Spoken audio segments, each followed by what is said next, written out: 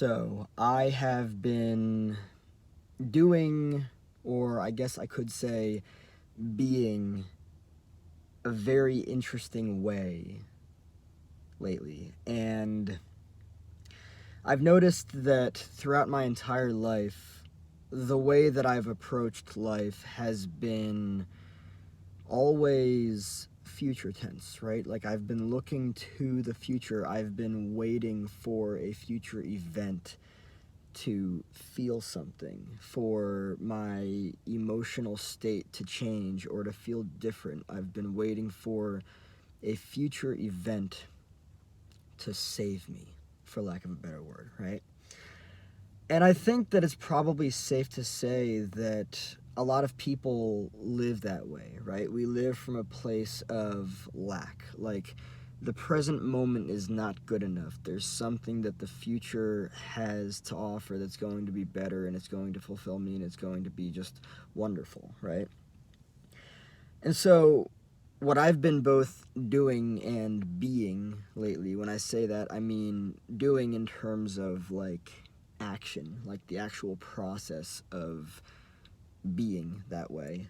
Um, it's fascinating because enough times now I've really looked at the dynamic and I've thought to myself, well, why do I consistently seek the future to make me feel fulfilled, to give me what I feel I need, right? And the fascinating thing here is that regardless of the experiences that we have in life, we feel things within those experiences, right? And if we can train ourselves, condition ourselves to feel fulfilled without the external mirroring that, right?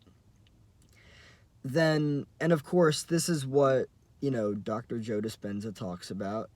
But I think that it also has a lot to do with just stepping out of the matrix, right? And I suppose that I will define the matrix here as this kind of like illusion of separateness, right? And the separateness is everything that you think that you need that is not here for you right now, that is not yours, right? And therefore, because of that, something doesn't feel right. Something feels off. Something feels like it's not there, that it's supposed to be there, that it should be there, right? Now, what I'm starting to believe is that this might go beyond, just like trying to manifest, right? This might go beyond trying to attract to you that which you want. And of course, you only attract what you are, right? This is more so playing like reverse Uno with life, right? Because we've been so heavily conditioned to believe that we need things outside of ourselves to, be complete or to be whole or to be okay or to be good.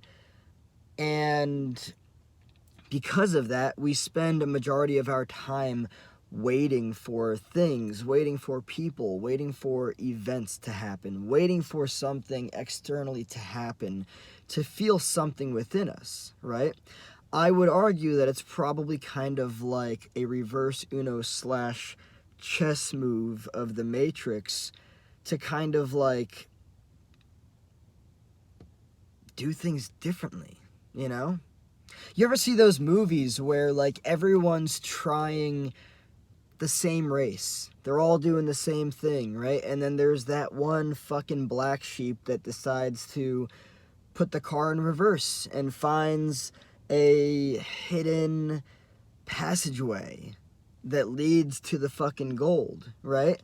When everyone's doing the same fucking thing, the same fucking way, how do we expect anything to be different if we all participate in that same fucking game, right? So, if I participate in the same fucking game, of being stuck on autopilot, waiting in a line for something, to get something, to feel something, for my life to be different, I'm not doing anything different, right?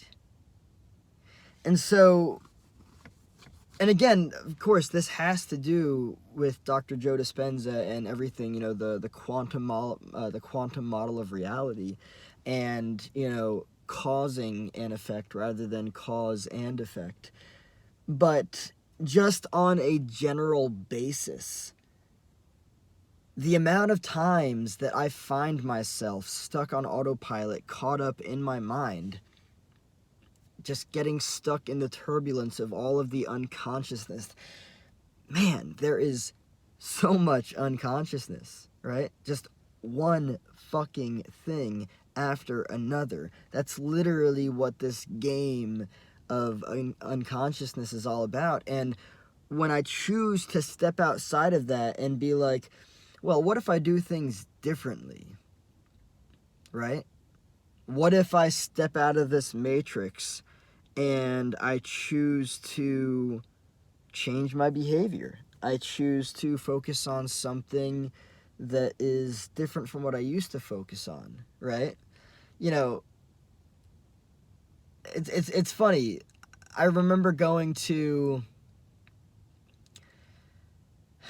like a theme park, right? Maybe it was like Six Flags or something like that. And I remember I've waited, I've waited in multiple lines before, whether it's for a theme park, a roller coaster, a movie, an event, like whatever it is, right? And it's like, well, you're waiting to do that, to have something, to experience something, to feel something, right? But you could also already feel it, right? The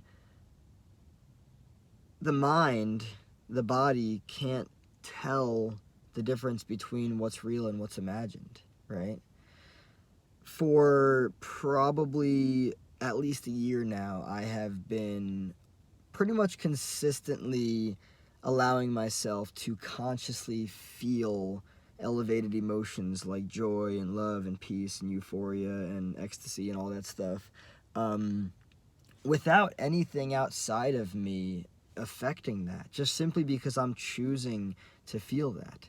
And as a result of that, my life has gotten drastically better, right? Previously, I experienced a lot of anxiety and depression. That shit's gone, right? And I used to argue all the time, you can change your life simply by changing your emotional state, and you can induce elevated emotional states simply on command. And therefore, with that, you can actually change your entire biological structure. And that's fucking wild, right? And so this is really all about just stepping out of the fucking autopilot. Again, this is not just about the quantum model of reality and manifesting, but this is also about just realizing that it's likely that you're fucking stuck in this matrix on autopilot of the same fucking thoughts and feelings and behaviors every single day. And until you choose to change any of that stuff, it all remains the same. And all of your beliefs and your thought structures in regards to how life is supposed to be remain the same, and you remain locked inside of that, and you continue living the same fucking way. Who the fuck wants that? Not I, says Chris. Hell no.